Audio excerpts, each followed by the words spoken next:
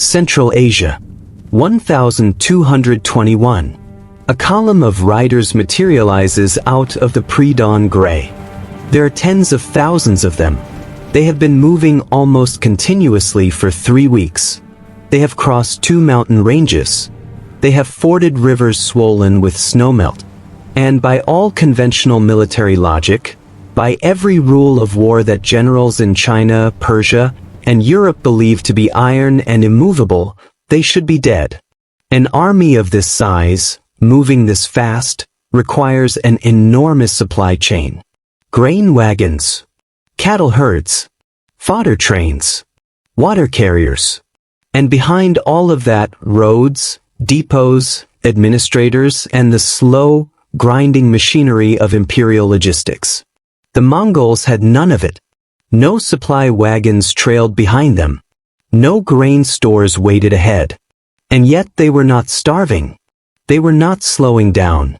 They were, in fact, accelerating. The answer is not a single secret. It is a system. And when you understand it, you stop seeing the Mongol conquests as a series of military victories. You start seeing them as a logistical revolution, one that made conventional armies, with all their carts and clerks and carefully measured rations, look cumbersome and fragile by comparison. The Mongols did not solve the problem of feeding an army on the move. They did something more radical. They dissolved the problem entirely. They built a way of fighting that made the question of supply almost irrelevant by engineering every element of their military life around mobility, self-sufficiency, and the intelligent extraction of energy from the landscape itself. This is not a story about brutality, though brutality is part of it. This is a story about adaptation. About how a people shaped by one of the harshest environments on Earth translated those survival skills into the most effective military machine the ancient world ever produced. And it begins with the horse. To understand what made the Mongols remarkable, you have to understand what every other army in the world was doing, and why it was so expensive. The fundamental problem of ancient warfare is caloric. A marching soldier burns roughly 4,000 calories a day. A soldier in heavy combat burns more. Multiply that by 50,000 men, then by the weeks or months of a campaign, and you arrive at a number so large it staggers the imagination. The Roman legions, arguably the most sophisticated military machine of the ancient Western world, had cracked this problem through infrastructure. Roads, fortified depots spaced at precise intervals, standardized rations of wheat, salt, olive oil, and vinegar. The system worked magnificently as long as you were operating inside the Roman road network. The moment you stepped outside it, the whole machinery began to grind and slow. The Persians solved the problem with sheer administrative scale. Royal warehouses dotted the empire. Grain was moved years in advance to forward positions. It required a bureaucratic apparatus of extraordinary complexity, and it tied the army's speed directly to the speed of the slowest wagon. The Chinese military tradition understood this constraint intimately. Sun Tzu wrote about it in the 5th century BC. He calculated that for every soldier in the field, a support tail of 5 to 10 people was needed to keep him fed. Moving grain over long distances, he noted, was ruinously expensive. By the time it arrived, much of the value was consumed by the carriers themselves. These were not failures of intelligence. They were the physical constraints of the caloric problem. Grain is heavy. Horses and oxen that pull wagons also need to eat. The further you go, the more of your supply is consumed simply moving the supply. Military historians call this the tyranny of logistics, and for most of history, it was genuinely tyrannical. It meant armies moved slowly. It meant campaigns were seasonal. It meant that the logistical tail of an army often determined its strategic reach more than the courage of its soldiers or the genius of its commanders. Every great power of the ancient world accepted these constraints as fundamental. The Mongols grew up on the steppe, where accepting constraints was how you died. The Mongolian steppe is one of the most demanding environments a human being can inhabit. Winters reach -40 degrees. The growing season is short and brutal. There is almost no agriculture. Rain is scarce and unreliable. For thousands of years, the people who lived there survived not by fighting the landscape, but by becoming one with it. They were nomadic pastoralists. They followed the grass. They moved constantly, and everything they owned had to move with them. This meant that every object in Mongol life was selected by a kind of brutal practical evolution. If it was too heavy, too fragile, or too dependent on fixed infrastructure, it did not survive. Only the useful, the portable, and the self-sustaining lasted. And when Genghis Khan unified the Mongol tribes in the early 13th century and turned them toward conquest, he did not build a new kind of army. He simply pointed an existing way of life in a military direction. To outside observers, this looked primitive. The Mongol soldier had no heavy armor, no siege train, no baggage wagons. He looked, compared to the armored knights of Europe or the disciplined infantry of the Chinese Song dynasty, almost laughably under-equipped. But those observers were measuring the Mongol soldier against the wrong standard. They were asking, where is his supply chain? The correct question was, why does he need one? The central, foundational element of Mongol logistics was the horse, but not the way most people think about horses in warfare. Every Mongol warrior rode with a string of horses. Not one. Not two. A string of between 3 and 5 mounts, sometimes more on extended campaigns. This is where Western military thinking breaks down almost immediately, because the first question is, doesn't feeding 5 horses require 5 times the fodder? The Mongol pony is not a European warhorse. It is a smaller, stockier animal, adapted over millennia to the steppe.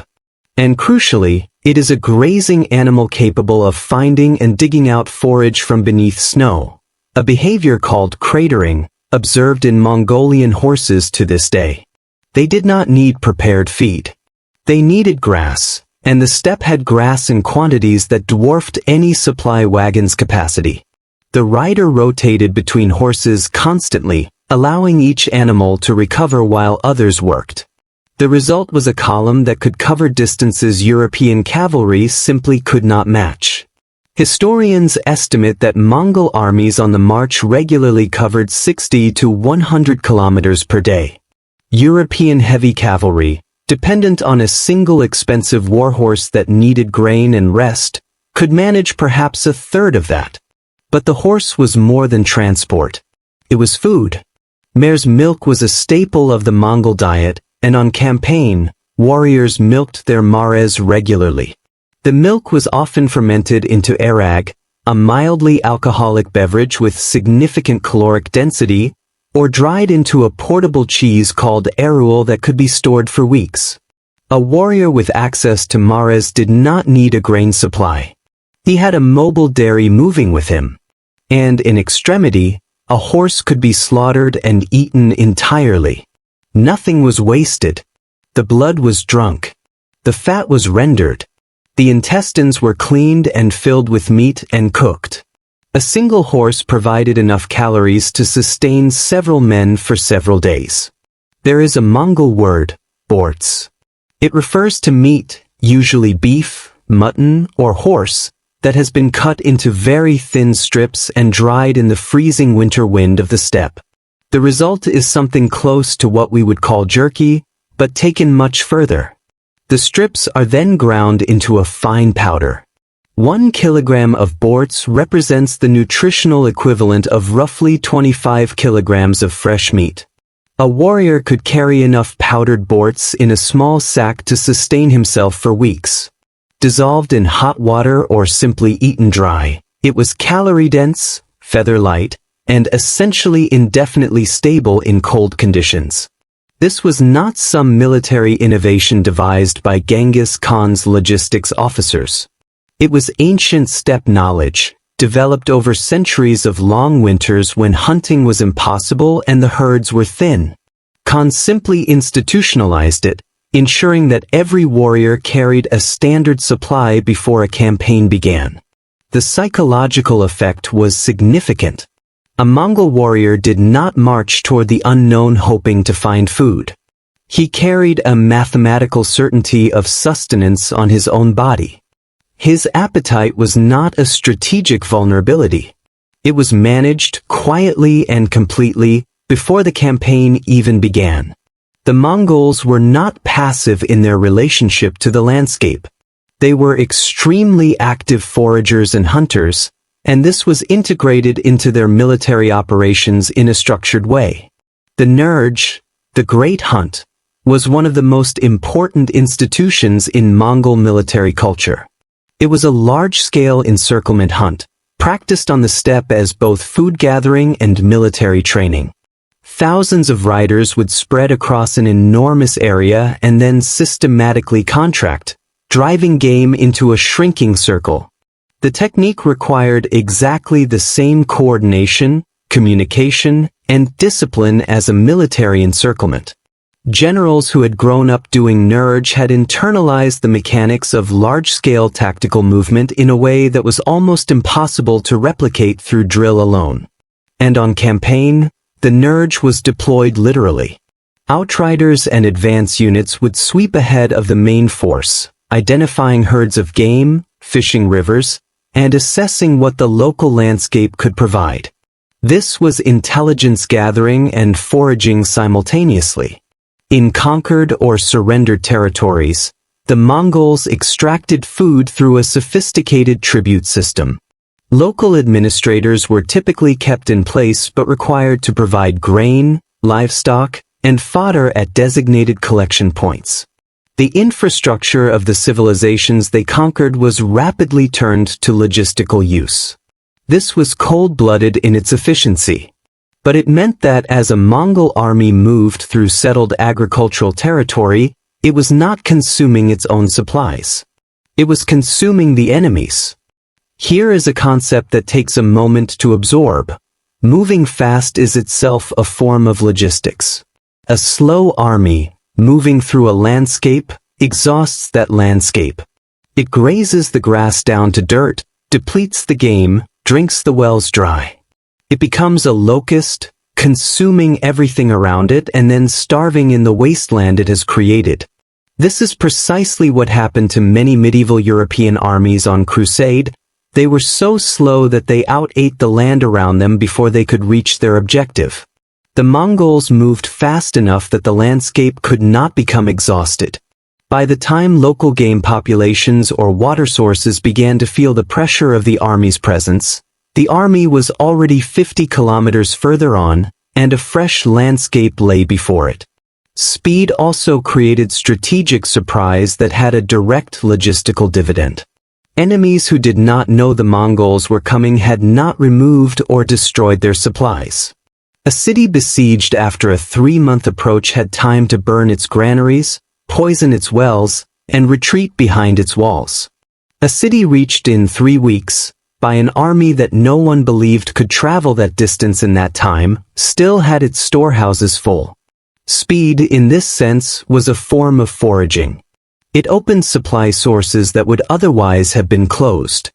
As the Mongol Empire consolidated, Genghis Khan and his successors built something genuinely new in the world.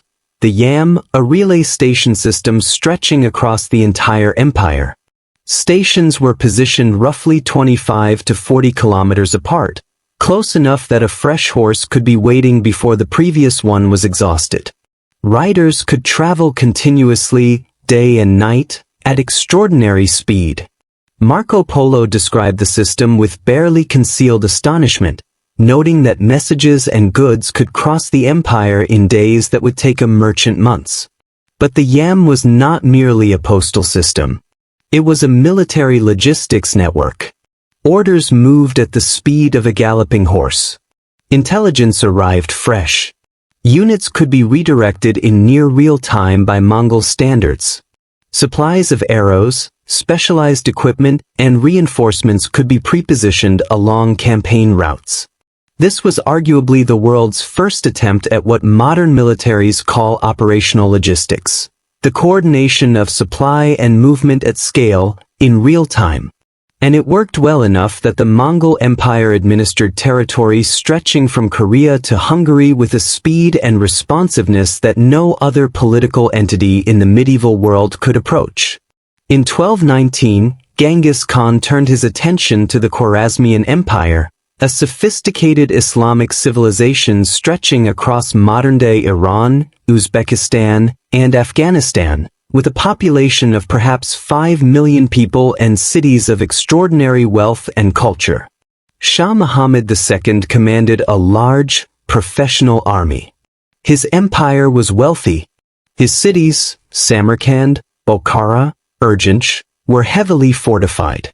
By conventional military analysis, a Mongol invasion should have taken years to prosecute, if it succeeded at all. The Mongols arrived from multiple directions simultaneously.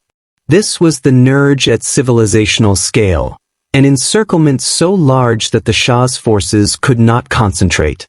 But the logistical achievement behind this was just as staggering as the tactical one. Multiple armies, operating across hundreds of kilometers of desert and mountain terrain, had to be self-sustaining.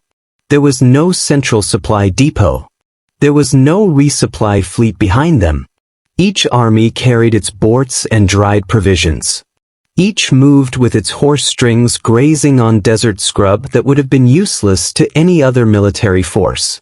Advanced scouts had already mapped the water sources, the oases and river crossings, that would sustain each column. Local merchants and herders along the route were taxed in fodder and meat at fixed rates, providing a running supply top-up without requiring a formal supply train. Bokhara fell in February 1220.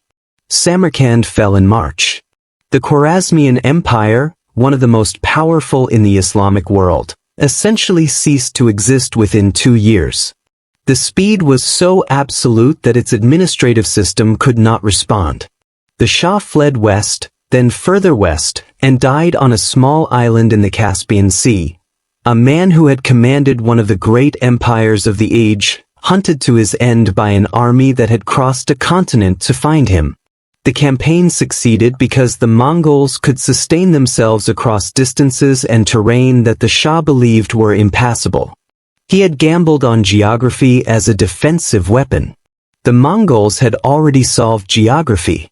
The Mongol system was not invincible, and it is important to understand where it failed, because those failures illuminate the system's actual shape.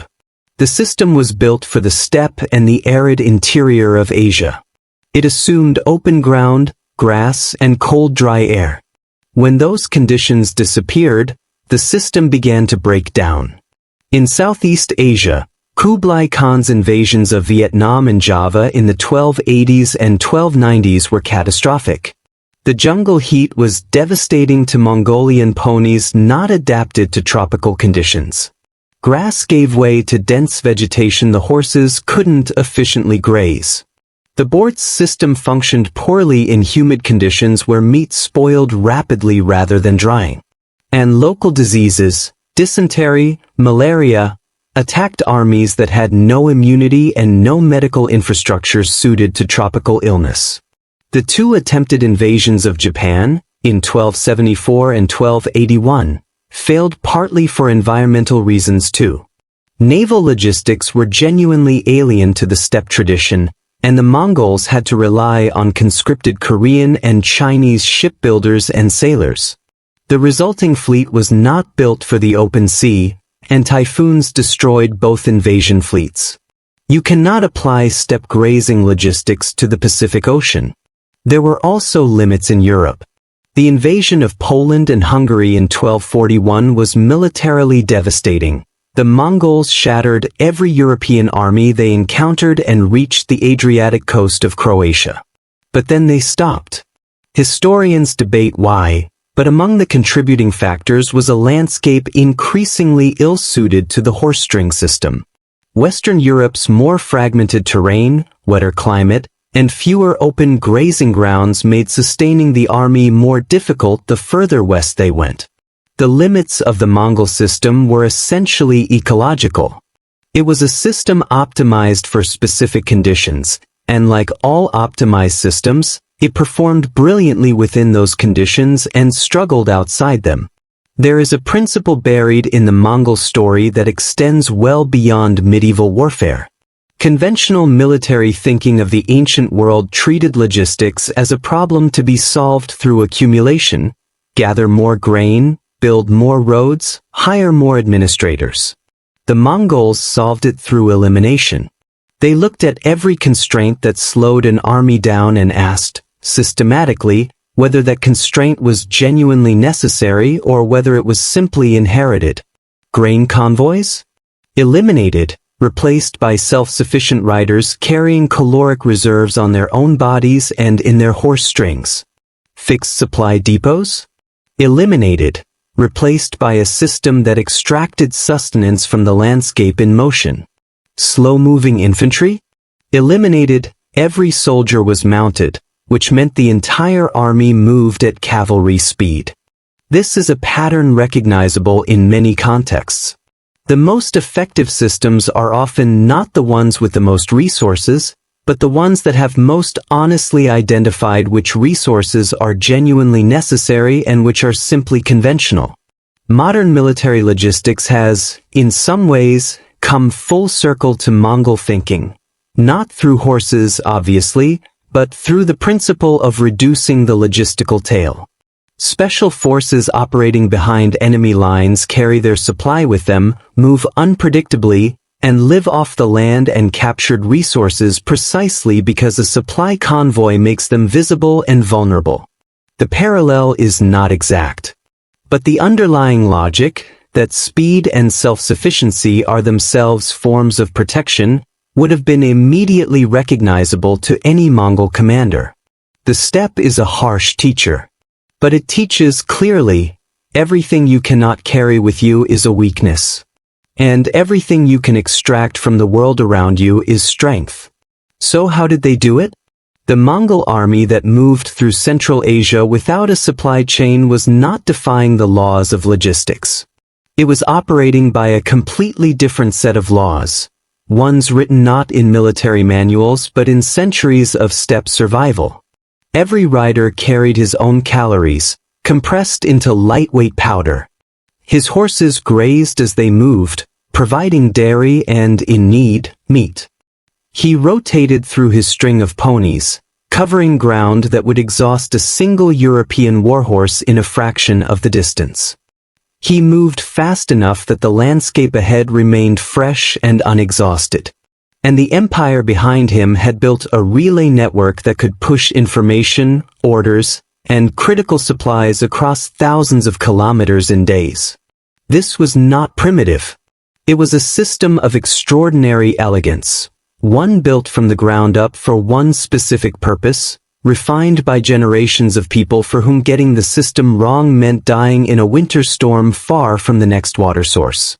The paradox at the heart of the Mongol military machine is this. The people whom settled civilizations dismissed as primitive nomads had solved the central logistical problem of ancient warfare in a way that the great empires, with all their administrators and granaries and road networks, never quite managed. They didn't need supply lines because they were the supply line. There is something worth sitting with here. The Mongols were not uniquely brilliant people.